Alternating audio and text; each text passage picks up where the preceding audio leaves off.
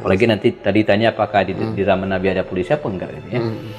Ya tentu saja dalam hal kelembagaan di zaman Rasulullah ya belum ada polisi gitu ya. Tapi fungsinya, nah ini menarik, fungsinya itu sudah ada. Ya. Karena kalau kita bicara tentang polisi itu kan dia fungsinya untuk menjaga. Ya. Menjaga ini bisa menjaga pemerintahan, artinya menjaga dalam hal ini menjaga Rasulullah gitu kan. Itu banyak para sahabat Nabi sudah jadi polisi menjaga Rasulullah ya. Nanti pada kekhalifahan berikutnya menjaga Pak Khulafaur Rasyidin. Ya, apalagi setelah terbunuhnya Ali bin Abi Thalib ya, sebelumnya ada Abu Umar bin Khattab yang juga terbunuh ketika sholat. Nah, sejak itu kemudian pada masa Bani Umayyah itu betul-betul diwujudkan sebuah lembaga yang memang membackup pemerintahan dalam hal ini ya. Atau juga menjaga masyarakat. Nah, jadi bukan hanya pemimpin pemerintah ya, tapi juga masyarakat yang dijaga. Bahkan kita tahu bagaimana Umar bin Khattab itu kalau kita bicara tentang penjagaan beliau turun langsung gitu ya, memastikan bahwa masyarakatnya dalam keadaan aman. Nah, jadi secara fungsi ya di masa Rasulullah para sahabat ya polisi itu udah ada. Ya. Secara fungsi ya? Secara fungsinya. Secara lembaga waktu itu belum ada. Nah, kalau secara lembaga di zaman Razi mungkin belum ada. Ya. Nah, di zaman Umar itu mulai terbentuk lembaga pengamanan, keamanan ini ya. Misalnya Umar mengangkat ada seorang wanita. Ini menarik perempuannya. Dia veteran perang Badar memang ya. Kalau sekarang mungkin perempuannya veteran perang Badar, perempuan. Ya, veteran perang beberapa bukan hanya perang Badar ya, dia perang Khandaq di zaman Rasulullah. Jadi badannya besar ya. Nah, namanya Syifa binti Abdillah.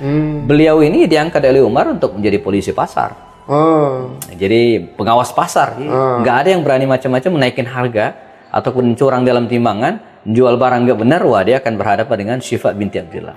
Bahkan punya prinsip, selagi Syifa binti Abdillah menjadi polisi pasar dan Umar jadi khalifah, nggak ada yang berani macam-macam. Ini kan fungsinya sudah ada gitu ya. Jadi menjaga keamanan di pasar, tidak ada yang terzalimi gitu ya. Itu di masa Umar bin Khattab. Nah, tapi yang menarik Nabi itu kalau kita cek beberapa hadis sempat menyebut kata syurtah ini ya, kan bahasa Arabnya polisi itu kan syurtah. Ya, jadi udah ada nih kata syurtah itu udah ada ya. Misalnya beliau menyebut Qais bin Sa'ad bin Ubadah, anak dari Sa'ad bin Ubadah namanya Qais. Itu disebut sebagai Qais ini sebagai syurta lil amir ya. Dia penjaga pemimpin. Jadi kalimat syurta. Nah, seiring dengan itu hadis-hadis berikutnya bahkan ada hadis yang mengatakan bahwa di antara ciri hari kiamat nanti gitu kan, ciri hari kiamat nanti kasratus syurta, begitu banyak polisi. Ya. Jadi polisi semakin banyak. Bahkan ada juga hadis riwayat Imam Ibnu Hibban itu dan riwayat Imam At-Tabarani itu mengatakan bahwa jelang hari kiamat nanti polisi itu pokoknya dengan kalimat yang tidak bagus lah gitu kayak kan. Ya, jadi teman-teman mungkin nanti bisa dicek lagi nas-nasnya ya. Sudah ada isyarat tersebut ya. Syurtoh ya, akan banyaknya polisi gitu ya. Sekarang kan begitu ya.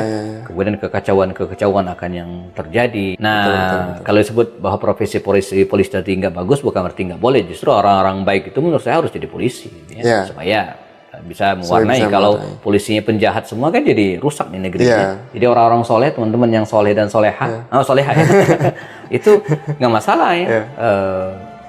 Kebayang lagi kita polisinya hafal Quran, akhlaknya bagus gitu kan. Yang paling penting kan akhlak ini, jadi moral ini gitu kan. Bagaimana mereka harus menjaga dan didambakan sekali kita punya polisi yang punya moral yang bagus, yang berani nolak suap, berani tidak menilang pelanggar di tempat gitu ya. Wah. Dan ini ada faktanya, kita belajar dari banyak negara misalnya. Yang saya tahu Hong Kong misalnya. Hong Kong kan terkenal sekali. Jadi kalau ada yang melanggar, kemudian siapapun dia gitu kan, pejabat atau apapun ya ditindak. Dan terkenal ketika ada yang pengen misalnya saya pejabat, maka keluar dari lisan mereka, ini Hong Kong boom, ini Hong Kong boom. Jadi nggak bisa ditawar gitu kan. Kalau kita di sini kan banyak negonya gitu ya. Nah, ini saya kira ketika kita bicara tentang polisi di masa Rasulullah, maka berarti kita bicara tentang perannya, kita bicara tentang fungsinya. Nah, fungsi itu yang kemudian harus kita angkat hari ini. Bagaimana kepolisian itu harus menjalankan fungsinya dengan bagus. Fungsinya apa? Ya, menjaga keamanan negara. Ya, termasuk diantaranya para pemimpin itu harus dijaga gitu ya. Sebab kalau para pemimpin kita nggak dijaga ya gawat, rusak ya. Kemudian yang kedua tentu saja adalah mengamankan rakyat. Bagaimana rakyat itu harus jadi keberadaan polisi. Jadi ketika polisi hadir tengah mereka itu nyaman. Apa namanya, kepolisian ini ya dia tidak bisa dinafikan, harus ada, nggak bisa, harus ada gitu kan. Nah tinggal bagaimana kita membenahi kepolisian ini ya, diisi dengan orang-orang soleh, kemudian pengamanan yang ketat gitu kan. Karena di zaman dulu, di masa pemerintahan para khalifah dulu ya, Bani Umayyah, Abbasiyah, ya mereka mau dikontrol oleh penguasa. Jadi kalau ada polisi yang macam-macam langsung diselesaikan gitu kan. Nah itu juga harus saya kira penting gitu ya. Jadi di satu sisi polisinya harus kuat, dia harus kuat.